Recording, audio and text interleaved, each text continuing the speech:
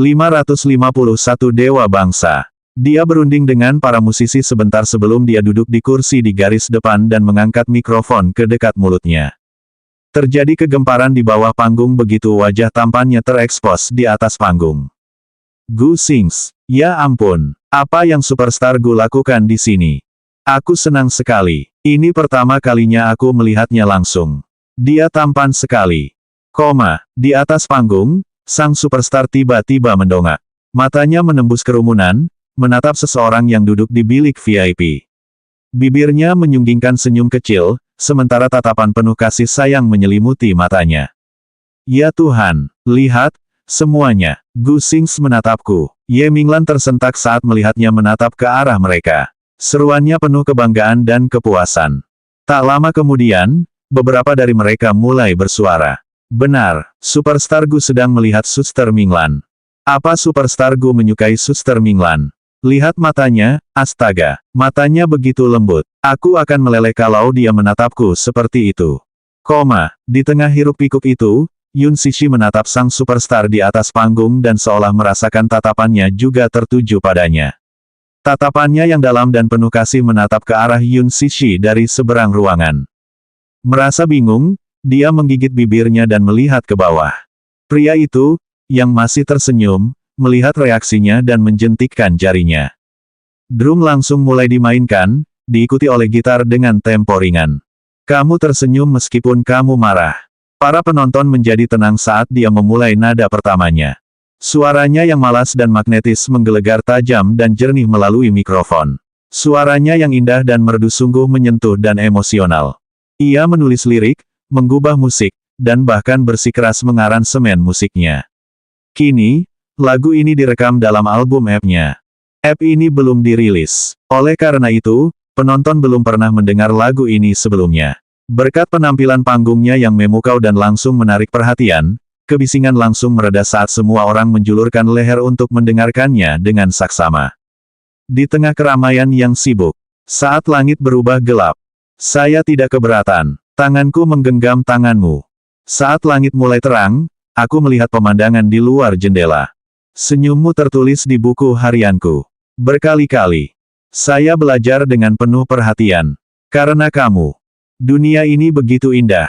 Ia memejamkan mata dan asyik bernyanyi sambil memegang mikrofon erat-erat. Suaranya yang ceria dan memesona bisa membuat siapapun terkapar. Kerumunan itu langsung meledak dalam keributan. Dia menyanyikan lagu cinta dengan tempo ringan yang cocok dengan suaranya yang jernih dan magnetis. Liriknya menggambarkan sepasang kekasih di puncak hubungan mereka dengan perasaan patah hati. Setiap menit dan detik perpisahan terasa menyiksa bagi mereka berdua. Bertemu lagi setelah berpisah ibarat melihat matahari kembali bersinar di langit setelah cuaca mendung. Semua orang terdiam menikmati alunan nyanyiannya yang merdu. Kenapa aku menyukaimu? Masa muda telah hilang. Namun aku masih di sini. Tak pernah terpisah. Ia memejamkan mata pelan saat mencapai nada klimaks. Wajahnya yang sempurna memikat perhatian penonton di bawah lampu panggung yang terang benderang. Mereka yang berada di dekat panggung bahkan bisa melihat bulu matanya yang lentik bergetar haru saat ia mengernyitkan dahi. Para wanita, dengan hasrat feminin mereka, terpesona. Kehadirannya di panggung juga sama kuatnya dan membawa penonton ikut menikmati lagunya. Tak diragukan lagi, Gu Xingzi adalah penyanyi yang luar biasa. Berdasarkan penampilan improvisasinya yang sempurna ini, ia benar-benar pantas mendapatkan rekaman platinumnya. 552 Bergabunglah denganku untuk minum. Matahari bersinar lebih terang karenamu. Aku ingin menjadi angin hangat yang mengelilingimu. Coklat yang berwarna putih. Cinta yang manis. Tarik napas dalam-dalam. Karena aku hanya berhutang padamu sebuah, aku cinta padamu. Jam terus berdetak, namun bulan di langit menolak untuk turun. Waktu terus berjalan, dan aku tidak terbiasa dengan kepergianmu. Aku merindukanmu. Aku merindukanmu. Liriknya yang sentimental menyentuh lubuk hati mereka hingga banyak di antara mereka yang meneteskan air mata. Nyanyian Gu Xingzi sangat menyentuh hati. Hatiku hampir hancur. Dia idolaku, aku sudah jadi penggemarnya selama 10 tahun. Xingzi, aku mencintaimu. Yun Cixi yang tengah asyik bernyanyi merasakan ada yang menggenggam tangannya, lalu mengecupnya. Tindakan intim seperti itu membuatnya terkejut, dan kemudian ia menarik tangannya. Ia segera mengangkat pandangannya, hanya untuk melihat Li Cheng memberi isyarat agar ia tetap diam dengan mengucapkan, "Set," yang tertahan. "Kau, apa yang kau lakukan?" Ia memelototinya. Dalam keadaan syok, ia sangat terganggu oleh tindakan invasifnya. Ia menundukkan kepala dan memainkan tangannya tanpa daya sementara bibir merahnya terus-menerus mengerucut. Ia tampak menghindarinya. Pria itu mengamati keindahan di sampingnya. Benar saja, ia hampir tak mampu menahan diri. "Aku pasti membuatmu takut. Aku hanya melihatmu tenggelam dalam pikiranmu. Aku memanggilmu berkali-kali, tapi kau tidak menjawab. Bagaimana mungkin dia melewatkan kesempatan emas ini untuk mengenalnya lebih baik?" Dia langsung mendekatinya sambil menyeringai. "Gadis baik, jangan pedulikan aku. Aku hanya ingin kau minum bersamaku." Ia mendongak menatapnya dengan alis berkerut. Menyadari hasrat yang tak tergoyahkan di matanya dan tatapannya yang tajam ke wajahnya, ia mengalihkan pandangannya ke bawah dengan perasaan tak nyaman. Bibirnya menjadi lebih merah dan lembab karena ia menggosokkannya ke gigi putih mutiaranya beberapa saat sebelumnya.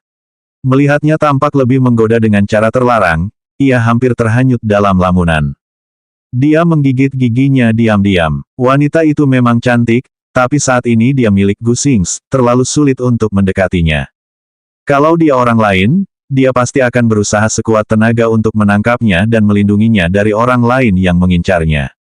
Mengingat tindakan sang superstar sebelumnya, dapat dikatakan bahwa pria itu agak tertarik pada wanita ini. Meskipun dia miliknya saat ini, hal itu mungkin tidak berlaku di masa mendatang.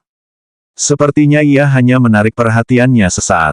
Jadi, untuk saat ini, pria itu hanya mempermainkannya.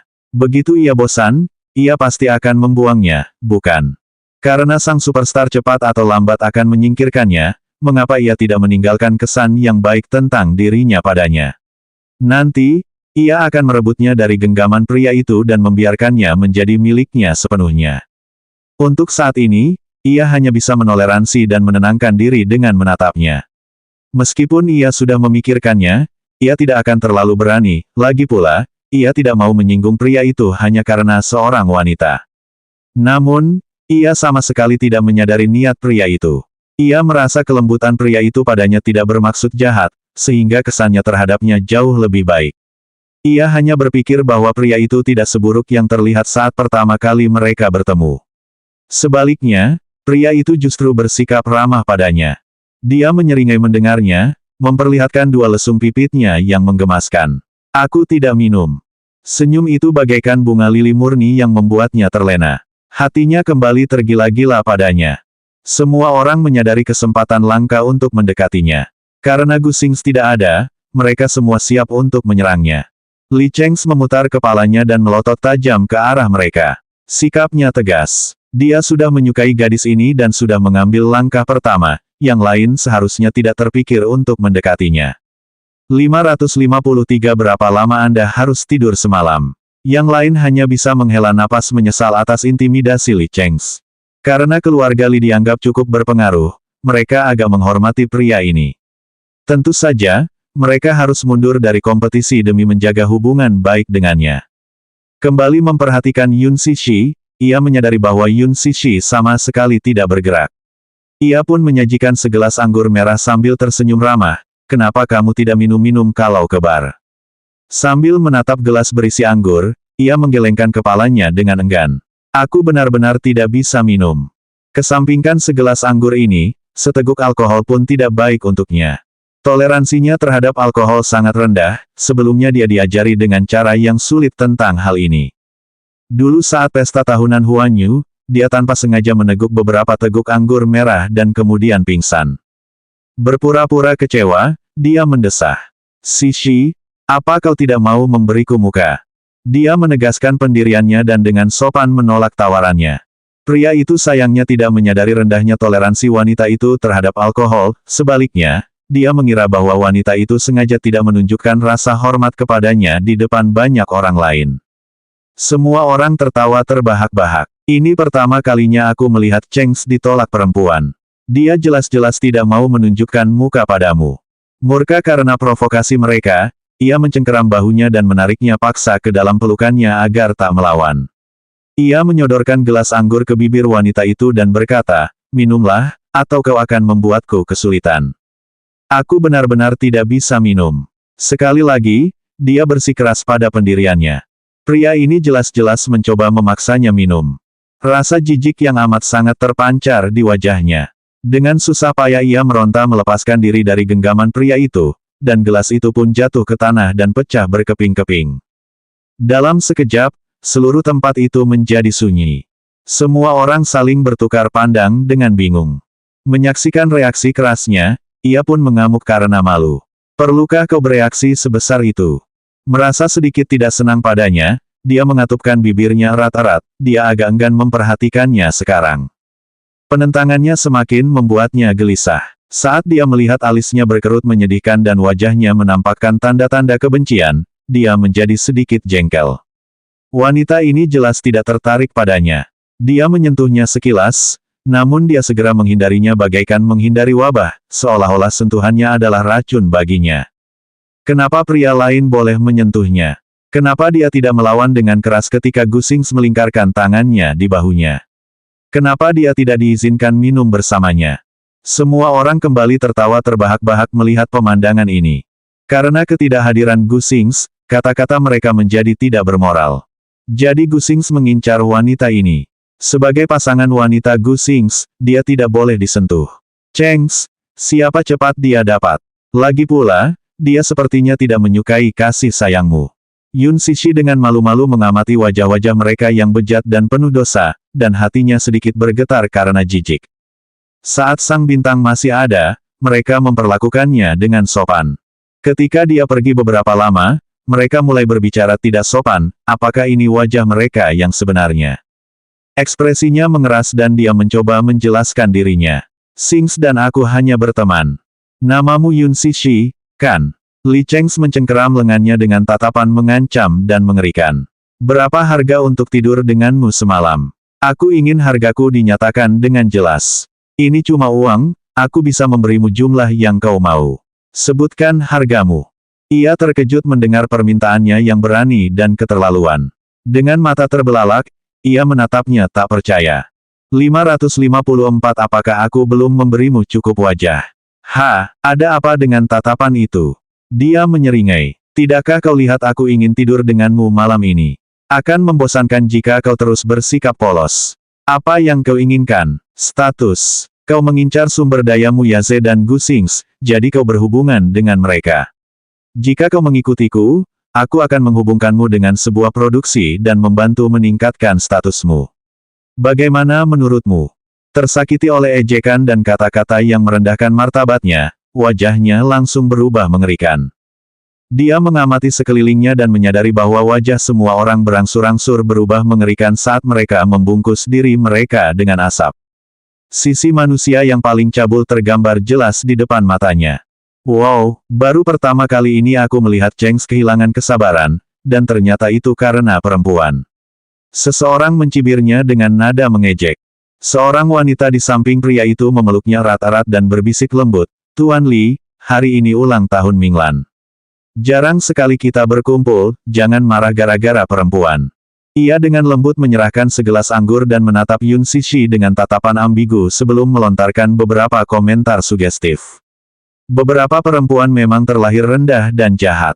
Mereka secara alami dan sepenuh hati ingin meningkatkan status mereka. "Tuan Li, mengapa Anda harus repot-repot mengurus perempuan seperti itu?" Dengan mata setengah terpejam, dia menerima anggur yang disodorkan kepadanya dan menyesapnya sedikit, namun dia tetap diam dan mengamati ambisi di mata Yun Sishi. Dia tiba-tiba berdiri tanpa sepatah kata pun dan berjalan melewati kerumunan dan meninggalkan bilik suara. Penonton pun menggoda, haha. Dia marah. Kalau lagi marah, dia kelihatan imut banget. "Tuan Li, apakah Anda punya masalah dengan pesona Anda? Anda seharusnya tidak memperlakukan wanita seperti dia dengan cara-cara Anda sebelumnya. Haruskah saya mengajari Anda beberapa cara saya?" "Enyahlah." Dia meneguk anggurnya dengan kesal. Meninggalkan panggung, Gusings dihujani tepuk tangan meriah dan sorak-sorai yang cukup lama dari para penonton. Begitu kembali ke bilik, ia melihat sekeliling dan terkejut karena tidak menemukan Yun Sishi. Di mana dia? Semua orang saling berpandangan, Li Cheng's memalingkan muka dengan ekspresi cemberut, sementara Ye Minglan melirik sekeliling sebelum terkekeh datar. Dia mungkin pergi ke kamar mandi. Aku akan pergi mencarinya. Gadis yang berulang tahun itu langsung memeluknya dan berpura-pura kesal. Aku sudah bilang dia ada di kamar mandi. Apa kau pikir kita membulinya? Sings, bukannya aku mau mengomel, tapi kau di sini untuk ulang tahunku. Aku bisa kehilangan muka kalau kau bersikap seperti ini. Raut wajahnya berubah sedikit masam. Bukankah aku sudah cukup memberimu wajah? Wajahnya berubah sedikit malu. Petik 2 titik. Sings, aku tidak bermaksud apa-apa lagi, jangan salah paham. Kamu harus belajar tahu kapan harus berhenti. Dia mendorongnya dan berbalik untuk meninggalkan bilik itu. Suasananya langsung berubah dingin. Melihat matanya merah karena marah, seseorang langsung menghampirinya. Minglan, jangan marah. Ini pesta ulang tahunmu malam ini. Ayo minum. Ayo minum. Orang lain mengulangi hal ini sebagai tanda setuju. Namun, saat duduk di kursi tuan rumah, semangatnya sudah meredup. Yun Sishi, yang kepalanya sakit karena alunan musik heavy metal yang membingungkan di bar, berjalan ke kamar mandi dengan telinganya berdenging. Kata-kata arogan Li Cheng terngiang-ngiang di kepalanya, dan dia menggigit bibir bawahnya erat-erat karena sangat jijik terhadap pria itu. Seharusnya dia menahannya sedikit lebih lama. Dia menahannya dengan pikiran bahwa Gu Xing's mungkin akan segera pergi. Dia kemudian akan menganggap semua ini sebagai pengalaman dalam hidup. 555 Mu Wanru, kamu sungguh tercela. Dia tidak akan pernah datang ke tempat seperti itu lagi. Yun Sishi. Sebuah suara yang familiar terdengar dari belakangnya. Ia menoleh ke belakang bahunya dan mendapati Mu Wanru berdiri dengan angkuh di sana, mengenakan gaun panjang yang seksi. Wanita itu menatapnya dengan tatapan dingin. Mu Wanru, wajahnya memucat karena marah. Itu dia. Beraninya wanita ini muncul di hadapanku sekarang. Kedua wanita itu saling berhadapan tanpa kata. Keduanya seolah dibawa kembali ke pusat kesejahteraan 1,5 dekade yang lalu ketika Mu Wanru dengan arogan berdiri di hadapan Yun Sishi dan menuduhnya mencuri. Penghinaan masa lalunya muncul kembali dalam benaknya. Dia menggigit bibir bawahnya dengan marah ketika tangannya mengepal memikirkan tuduhan fitnah yang harus ditanggungnya saat itu. Aku tak menyangka akan melihatmu di sini. Mu Wanru membuka mulutnya lebih dulu saat ia perlahan melangkah ke arahnya. Dengan tatapan dingin, ia meludah, kembalilah ke getomu, ini bukan tempat untuk orang rendahan sepertimu. Kau benar-benar sombong. Kembali ke getomu, sombong sekali. Bukankah seharusnya aku yang bilang begitu? Ia menatapnya dengan wajah penuh amarah. Kau tidak berhak mengatakan itu padaku, kan? Lawannya terkejut dengan sanggahannya yang kuat. Dulu, siapapun bisa menghajarnya dengan keras, tetapi sekarang dia berbeda. Ejekan dan hinaan di wajahnya merobek kerudung aristokrat yang dikenakan Mu Wanru. Mu Wanru, yang tak bisa lagi melanjutkan penyamarannya, memerah karena sedikit malu. Kau pencurinya. Kau mencuri Gyoku 15 tahun yang lalu, yang membuatmu diadopsi ke dalam keluargamu. Sekarang, kau masih berani pamer di depanku setelah apa yang kau lakukan. Mu Wanru, kau lebih hina dari yang kukira. Dengan ekspresi dingin, ia melangkah ke arahnya dan mengulurkan tangannya. Kembalikan padaku. Apa yang kau inginkan dariku? Mu Wanru mencibir. Kembalikan token yang ditinggalkan ibuku untukku. Kembalikan statusku, kepolosanku, dan semua yang telah kau ambil dariku. Ia dengan tegas menyatakan hal itu kepada musuhnya. Mengembalikan ini padamu. Pria itu mendengus lagi dan, seolah baru saja mendengar lelucon lucu, bertanya, kau menyebutku pencuri, tapi bolehkah aku bertanya, siapa yang akan percaya padamu? Terkejut, wajah mantan itu perlahan membeku. Katakan padaku, siapa yang akan percaya padamu? Yaze atau Mu yang lain? Apa menurutmu ada di antara mereka yang akan percaya kata-kata seorang wanita yang tiba-tiba muncul entah dari mana? Ia mengejek kenaifannya. Perlahan mendekat, ia mendekat. Yun Sishi, jangan salahkan aku atas kebodohanmu. Kenapa kau tidak bertanya pada dirimu sendiri mengapa anak-anak 15 tahun yang lalu lebih percaya padaku daripada dirimu? Apakah kau benar-benar ingin aku menjelaskan mengapa mereka lebih mempercayaimu daripada aku? Tanya yang lain tanpa ekspresi. Yang satunya tercengang mendengar pertanyaannya. Apa maksudmu? Mu Wanru, kau memang pelit menggunakan cara licik seperti itu sejak muda. Ia menatapnya dengan jijik. Kau pikir aku tidak tahu bagaimana hubunganmu dengan direktur waktu itu? Kata-katanya menyambar lawannya bagai kilat. 556 lebih dari 1 dekade kemudahan. Apakah saya benar kali ini? Aku tidak tahu omong kosong apa yang kau ucapkan. Nada dingin musuhnya mengandung sedikit kepanikan. Dengan senyum tipis, dia berkomentar netral, beranikah kamu menolak ajakan tidak senonoh antara kamu dan Direktur Pusat Kesejahteraan? Yang lain membantah keras, usulan tak senonoh apa? Kau pikir aku benar-benar tidak tahu apa yang terjadi saat itu? Aku tidak mau menjelaskan apa yang kau lakukan padanya, itu sangat menjijikkan. Ia mungkin tidak tahu apa yang mereka lakukan saat itu, tetapi sekarang setelah dewasa, ia sepenuhnya memahami adegan yang ia alami tanpa sadar saat kecil. Karena putus asa ingin menyembunyikan masa lalunya yang kelam yang diungkap tanpa ampun oleh pihak lain, Mu Wanru, yang telah kehilangan ketenangannya, bergegas menghampiri Yun Sishi dan mendorongnya ke dinding dengan tangan di lehernya. Wajahnya dipenuhi amarah dan rasa malu saat ia bertanya, apa yang kau tahu, dan apa yang kau lihat? Dia hampir membuatnya mati lemas karena kekuatan yang digunakannya. Memerah karena cengkeraman yang kuat, Yun Sishi secara naluriah menginjak kaki lawannya. Hal itu membuat lawannya buru-buru mundur.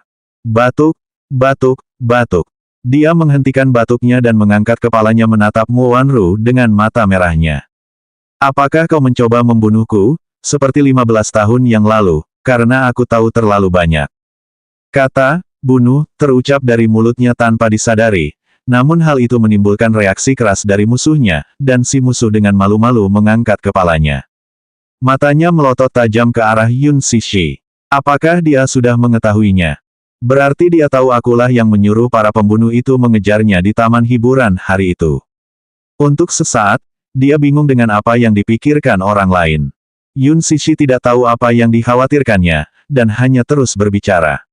Direktur Pusat Kesejahteraan itu dinyatakan bersalah atas pedofilia beberapa tahun yang lalu dan dijebloskan ke penjara. Dia hanyalah monster yang menyamar di balik kostumnya. Berapa banyak anak yang telah dia hancurkan untuk selamanya. Sedangkan kau, Mu Wanru, kau berbeda. Yang lain menjauhinya seperti wabah, tapi kau malah memeluknya erat-erat karena keuntungan yang bisa kau dapatkan. Kebenaran yang sebenarnya terucap dari mulutnya dan kemudian membuat wajah orang lain itu seputih kertas kosong. Dia melanjutkan setelah beberapa saat. Aku tidak sengaja memergoki kalian berdua beraksi, jadi kalian ingin membalas dendam padaku. Kalian takut aku memberitahu yang lain tentang hal itu, yang akan menghancurkan citra dan status kalian yang sempurna di mata mereka, kan? Jadi, kalian yang memicu kejadian malam itu untuk memancing yang lain menyerangku. Aku bilang pada mereka bahwa kalian telah mengambil milikku, tetapi tidak ada yang percaya padaku karena kalian sempurna di mata mereka. Tidak ada yang percaya bahwa kalian akan mencuri giokku, mereka pikir aku mencoba menjebak kalian. Dengan bahu gemetar, Mu Wanru melotot penuh kebencian ke arah wanita di hadapannya. Yun Sishi, diam kau. Yang terakhir mendengus dan, dengan nada penuh ejekan, berkata, kau tak menyangka akan diadopsi oleh keluargamu karena giok itu, tapi sayangnya bagimu, mereka justru memilihku sebagai ibu pengganti.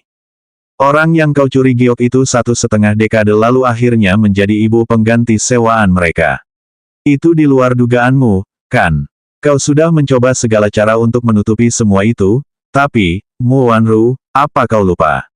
Semua yang kau miliki sekarang bukanlah milikmu sejak awal. Kau hidup dengan mudah selama kurang lebih 1 dekade terakhir, bukankah itu sudah cukup? 557 orang yang tidak memenuhi syarat untuk bersaing adalah Anda. Mu Wanru berteriak sekeras-kerasnya, diam, Yun Sishi. Diam, apa kau belum cukup bicara? Belum cukupkah aku bicara? Tentu saja belum. Potongnya tanpa ampun. Dengan sudut bibir melengkung membentuk seringai getir, ia bertanya, bukankah seharusnya aku yang bertanya begitu? Selama lebih dari 1 dekade, kau telah memiliki apa yang bukan milikmu. Bukankah seharusnya kau mengembalikan apa yang kau miliki kepada pemiliknya yang sah? Mu Wanru tak kuasa melepaskan tinjunya. Dalam amarahnya, ia tiba-tiba tertawa terbahak-bahak, yang diiringi tatapan penuh penghinaan. Siapa yang akan percaya padamu? Bagi semua orang, akulah nona mudamu yang sebenarnya, sekarang dan bahkan di masa depan. Kau ingin bertarung denganku. Kau sama sekali tidak memenuhi syarat. Tatapan Yun Cixi berubah dingin. Benar, aku tidak punya hak untuk bersaing denganmu karena semuanya milikku sejak awal. Ia berjalan mendekati Mo Wanru dan berdiri tepat di hadapannya dengan mata berbinar-binar. Tanpa peringatan, ia mencengkeram kerah baju Mo Wanru dan menamparkan wajahnya dengan keras. Orang yang tidak memenuhi syarat untuk bersaing denganku adalah kamu. Mo Wanru tak menyangka dirinya akan ditampar. Matanya menyala-nyala karena kebencian dan dendam saat ia berteriak, "Beraninya kau memukulku. Kenapa aku tidak berani?" Sekali lagi, dia menamparkan wajahnya dengan keras sambil menyeringai. Kali ini, Mo Wanru berhasil membalikkan tangannya dan meraih lengan bajunya. Akan tetapi, entah bagaimana, meski pihak lain berusaha sekuat tenaga untuk menyingkirkannya, wanita yang tampak lemah itu tetap teguh pada pendiriannya. Yang tidak ia ketahui adalah Yun Cixi telah mempelajari beberapa teknik judo sejak kecil. Berbekal keahliannya yang luar biasa dalam olahraga itu, ia jelas mampu mengalahkan wanita lemah seperti Mo Wanru. Yun Cixi, beraninya kau memukulku. Kau akan menyesal. Menyesal. Nggak ada yang namanya menyesal kalau soal menghukum Jalang. Dengan wajah serius, dia mengangkat tangannya lagi. Tantang kamu. Coba pukul wajahku lagi kalau berani. Wanita itu meninggikan suaranya dan mengancam, aku sedang hamil. Apa kamu sanggup menanggung akibatnya karena memukulku? Apa? Yun Cixi menghentikan langkahnya. Apa kau tidak mendengarku dengan jelas? Aku sedang hamil. Apa kau sanggup menanggung akibatnya melukai anak di dalam kandunganku dengan pukulanmu? Pria itu menyombongkan diri ketika melihat ekspresinya yang kaku. Kau bohong lagi. Kau mandul. Ia menolak mempercayai kata-kata Mo Wanru. Kenapa aku harus berbohong padamu? Bukankah kau sudah melihat mual-mualku sebelumnya? Aku juga baru saja memastikan kehamilanku. Melihat mata Yun Cixi berbinar-binar curiga meskipun ia mengaku tidak akan mempercayai kata-katanya, Mo Wanru tahu pasti bahwa Yun Cixi telah termakan umpan. Kamu tidak ingin mempercayainya, kan? Bukankah kamu didiagnosis mandul? Dengan wajah pucat, Yun Cixi mengamati wajahnya dengan saksama, berharap menemukan celah untuk klaim wanita itu. Dokter juga bisa salah. Ia berpura-pura bahagia untuk menegaskannya lebih lanjut. Awalnya aku juga tidak percaya, tapi memang begitulah adanya. Yun Cixi, aku sedang mengandung anakmu Yase. Wajah Yun Cixi tiba-tiba dipenuhi keputusasaan saat berita itu menghancurkan harapan terakhirnya. Mo Wanru tertawa melihat raut wajah sedihnya. Kenapa, Yun Cixi? Apa yang dia katakan sampai kau tidak mau percaya kebenarannya sekarang? Kenapa aku harus berbohong padamu? Kau tahu aku tidak perlu berpura-pura hamil, kan? 558 Siapa yang akan mempercayaimu? Yun Cixi hanya bisa menatap lurus ke arahnya dengan wajah sepucat kertas putih. Melihat perubahan ekspresi di wajahnya, Mo Wanru tertawa mengejek. Oh, tidak, Yun Cixi, apa kau jatuh cinta padanya? Apa kau benar-benar berpikir dia mencintaimu? Apa kau pikir kau punya tempat di hatinya? Dia hanya mempermainkan perasaanmu. Petik 2, Mo Wanru pertama-tama menikmati kesedihan di wajah Yun Cixi karena hatinya yang hancur sebelum melanjutkan ucapannya dengan angkuh. Cinta seorang pria kepada seorang wanita memang manis, tetapi ketika ia tidak merasakannya, ia bisa menusuk hatinya dengan belati tanpa perasaan. Bagaimana kau bisa begitu naif mempercayai kata-kata pria yang sudah bertunangan denganku? Kau benar-benar percaya janji kosong pria seperti itu? Sarkasmenya bagai jarum yang menusuk jantungnya hingga berdarah tiada henti. Dia berusaha sebisa mungkin mengabaikan dorongannya, tapi kalau dia serius sama kamu, kenapa dia nggak putusin pertunangan kita aja? Mo Wanru tertawa sinis. Kenapa dia tidur sama aku padahal dia cuma bermesraan sama kamu? Sekarang, dia udah bikin aku hamil. Aku calon istri sahnya, sementara kamu cuma teman kencan rahasianya. Dia menidurinya. Bukankah dia bilang kalau akulah satu-satunya wanita dalam hidupnya? Apa itu bohong? Apa dia berbohong padaku selama ini? Ia tampak gelisah, dan matanya menunjukkan pergulatan batinnya. Ia masih curiga dengan pernyataan Mo Wanru dan tidak menganggapnya sebagai kebenaran sepenuhnya. Dia mendatangimu sebelumnya karena dia pikir aku mandul. Dia tertarik padamu hanya karena kau punya hubungan khusus dengannya. Sekarang aku hamil, apa kau pikir kau masih bisa merebut posisiku di keluargamu?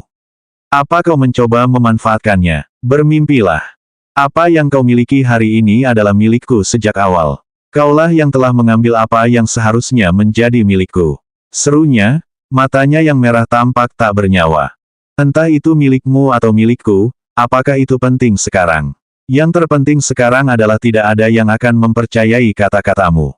Sama seperti tidak ada seorang pun yang mempercayainya 1,5 dekade lalu, tidak ada seorang pun yang akan mempercayainya juga sekarang. Dia menggigit bibir bawahnya erat-erat ketika mimpi buruk masa lalu muncul kembali dalam pikirannya. Tidak adakah yang akan percaya padaku? Ya, tak seorang pun akan percaya argumen sepihakmu. Mu Wanru mencoba menghipnotisnya dengan penegasan kejam ini. Semua orang akan mengira kau pencuri dan simpanan, pihak ketiga dalam pernikahan orang lain. Sambil tersenyum getir, tangannya terkulai lemas di sisi tubuhnya, dan Mu Wanru mengambil kesempatan ini untuk mendorongnya dengan kasar lagi. Saat dia terjatuh ke belakang, sepasang lengan yang kuat dan hangat menangkapnya tepat pada waktunya. Setelah itu, sebuah suara yang dalam dan tegas terdengar di atas kepalanya, "Aku percaya padamu." Ia tersadar dari lamunannya oleh suara ini, dan tatapannya yang kosong sedikit kembali fokus. Ia mengangkat pandangannya dan melihat wajah lembut Gu Xingzi yang menatapnya balik. Dengan penuh kasih sayang, ia kembali berbicara pada wajah pucatnya. "Aku percaya padamu." Sekalipun seluruh dunia ragu dan tidak percaya pada wanita ini, dia akan mempercayai setiap kata-katanya tanpa syarat. Kehadirannya mengejutkan Mu Wanru. Menatapnya dengan cemas, ia bertanya-tanya seberapa banyak yang telah didengarnya. Dia diliputi rasa bersalah sesaat. 559 kekalahan total. Gu Xingzi menatap tajam wanita di seberangnya dan, dengan suara dingin dan muram, dia berkata, "Kenapa kau masih di sini?" "Enyahlah." Mu Wanru benar-benar bingung dengan sikapnya. Apakah dia baru saja membentaknya karena Yun Cixi? Tak mampu menahan amarahnya, ia membalas dengan getir, "Gu Xingzi, kau sebenarnya pergi." Tatapannya kosong. Ia sudah lama kehilangan kesabaran terhadapnya. Karena enggan berdebat dengannya karena latar belakangnya yang istimewa, ia menahan amarah di hatinya. Lagi pula, ia sudah mencapai tujuannya, jadi ia tidak perlu memperpanjang kunjungannya. Maka, sambil mendengus, ia pergi dengan sepatu hak tingginya yang berdenting di lantai. Setelah wanita itu pergi, ia mengalihkan pandangannya ke Yun Cixi. Tanpa diduga, ia mendapati kepala Yun Cixi tertunduk dan bahunya gemetar. Ia memanggilnya beberapa kali, tetapi tidak mendapat respons sama sekali. "Cixi, apa yang terjadi?" Merasa agak tak berdaya menghadapi situasi ini, ia menangkup wajah Cixi dengan kedua tangannya. Begitu jari-jarinya menyentuh pipi Cixi, sesuatu yang basah terasa di sana. Terkejut, ia sedikit membungkuk untuk mengamatinya lebih dekat. Namun, ia justru memalingkan muka untuk menghindari sentuhannya. Ia semakin membenamkan wajahnya di dada dan memperlihatkan punggungnya. Suara gemetar namun mati rasa terdengar di telinganya. "Gu Xingzi, aku baik-baik saja. Jangan pedulikan aku. Temani teman-temanmu." Dia menggigit bibir bawahnya dengan kuat hingga hampir menusuk kulitnya. Ia menahan rasa sakit dan membendung semua isak tangisnya. Ia tak ingin siapapun menjadi saksi atas kelemahan dan kepedihannya. Itu sungguh memalukan. Apa gunanya menangis sekarang? Ia jelas berada di posisi untuk membantah. Tetapi begitu ia mengetahui konsepsi Mu Wanru tentang keturunan Mu Yaze, seluruh energinya seakan lenyap. Dalam sekejap, ia kehilangan keinginan untuk melawan. Sekeras apapun ia memeras otak, ia tak bisa membentuk pendirian. Hal lain tak perlu. Sekalipun dia ingin mencari kesalahan dalam pernyataan Mu Wanru, dia tidak punya kekuatan untuk melakukannya, sebab dia takut menerima jawaban yang menghancurkan. Ketika manusia menghadapi masalah yang mereka takut hadapi, mereka seringkali memilih menghindar secara pengecut. Dia tidak punya keberanian untuk mempertimbangkan apapun, dia takut hatinya tidak sanggup menerimanya jika pernyataan orang lain terbukti sebagai kebenaran yang pahit. Pada saat itulah dia akhirnya mengakui perasaannya. Anehnya, dia telah menginvestasikan banyak perasaan pada pria itu. Karena itu, Dia langsung tak kuasa menahan diri mendengar bualan Mo Wanru sebelumnya tentang kehamilannya. Awalnya dia tidak percaya dengan perkataannya, tetapi setelah dipikir-pikir lagi, dia mungkin benar-benar hamil. Dia memang menyaksikannya mengalami morning sickness. Rasanya sangat nyata dan bukan akting. Karena pernah hamil sekali, dia tahu betul bahwa hal-hal tertentu tidak dapat dipalsukan. Itu jelas pertanda Mo Wanru sedang hamil muda. Seharusnya dia sudah memikirkannya lebih awal. Karena wanita itu memang hamil, anak siapa lagi kalau bukan anak Muyase. Lagi pula, wanita itu tunangannya. Dia adalah tunangannya yang sah, jadi mengapa dia tidak bisa melakukan apapun padanya? Dia pasti sudah mengetahui hal itu sejak beberapa waktu lalu. Mo Wanru mungkin memberitahunya segera setelah dia menerima kabar baik itu. Jika dia tahu tentang hal itu, mengapa dia memberinya sumpah yang sulit dipahami? Apakah perasaannya semudah itu dipermainkan? Ketika teringat bisikan lelaki itu tentang janjinya di telinganya, serpihan tawa lolos dari bibirnya, dia menganggap itu benar-benar konyol. Ia mengerutkan bibir dan mengerutkan kening. Ia ingin tertawa, tetapi begitu tawa itu keluar dari bibirnya, tawa itu berubah menjadi isak tangis yang bergetar. Hanya tahu cara menangis, hanya tahu cara menangis. Apa yang kutangisi? Dia menggigit bibirnya dan dengan kasar menyeka air matanya. Dia benar-benar membenci dirinya sendiri karena lemah dan merasa kesal. Dia benar-benar bukan pihak ketiga. Semua barang itu awalnya miliknya. Mo Wanru adalah pihak ketiga yang sebenarnya. 560 bodoh di luar harapan. Hal ini selalu seperti ini selama 1,5 dekade terakhir. Dia sudah terbiasa dengan hal itu. Mo Wanru sedang hamil. Memangnya kenapa? Apa penting anak siapa yang dia kandung? Hal itu tidak menjadi masalah baginya, dan dia tidak khawatir sedikit pun tentang hal itu. Dia juga cuma main-main sama Muyase. Siapa yang punya perasaan khusus sama dia? Akan kunyatakan pada seluruh dunia bahwa kaulah wanitaku. Kata-kata manis itu hanyalah kebohongan. Apakah dia benar-benar mempercayainya? Semuanya tipuan, semuanya tipuan. Semua kebohongan. Semua kebohongan. Mengapa dia mempercayainya? Mengapa ia mempercayainya? Mengapa ia percaya bahwa ia akan memberinya keluarga? Mengapa ia percaya bahwa ia akan menyatakan kepada seluruh dunia bahwa ia adalah wanitanya yang sah? Janji itu tak bisa diandalkan. Janji itu mudah sekali diingkari. Ia tahu sejak awal bahwa pria seperti Muyase berbahaya, tak tersentuh dan tak terjangkau baginya. Seharusnya ia tak menaruh perasaan apapun padanya. Meskipun demikian, meskipun mengetahui hal itu, dia tetap jatuh cinta padanya tanpa bisa ditarik kembali. Apakah dia tahu identitas Mo Wanru? Mungkin saja. Gu Xingzi berdiri di belakangnya. Matanya menatap bahunya yang gemetar. Ia tidak bisa melihat ekspresinya saat ini, tapi mungkin itu kesedihan, kan? Dia tidak berhasil mendengarkan banyak percakapan kedua wanita itu beberapa saat sebelumnya. Namun, ia menangkap potongan pembicaraan mereka, terutama pernyataan, semua orang akan mengira kamu pencuri dan simpanan, pihak ketiga dalam pernikahan orang lain. Tiba-tiba ia menyadari bahwa wanita ini benar-benar jatuh cinta pada Muyase. Ia pasti sangat mengkhawatirkan pria itu. Seberapa besar rasa pedulinya dia terhadap laki-laki itu, dia tidak yakin akan hal itu, namun, satu hal yang pasti, perasaannya telah mencapai titik di mana dia menjadi marah karena cemburu terhadap laki-laki itu. Kapan tepatnya itu terjadi? Gu Xingzi baru saja mulai peduli dan menyibukkan diri dengan wanita ini. Qin Zhou pernah menceritakan kisahnya padanya. Dia adalah ibu pengganti yang dipilih dengan cermat oleh keluarga Mu 6 tahun lalu. Artinya, dia adalah ibu kandung Mu Yichen. Adapun alasan dia melakukan hal tersebut. Dia setuju menjadi ibu pengganti karena keluarga angkatnya sedang kesulitan keuangan. Dia dipaksa menandatangani kontrak itu oleh ibu angkatnya, tetapi dia tidak sepenuhnya menolaknya. Lagi pula, dia melakukannya karena rasa terima kasih. Itulah kata-kata manajernya saat itu. Dari informasi yang dikumpulkan, percobaan awal menggunakan bayi tabung gagal, sehingga keluargamu hanya bisa menggunakan metode paling alami untuk memiliki anak. Ia rela mengorbankan harga dirinya demi membalas kebaikan ayah angkatnya. Ia menyerahkan diri sepenuhnya kepada orang asing dan membiarkannya berbuat sesuka hatinya. Gadis ini sungguh bodoh. Bodoh sekali, tak ada harapan.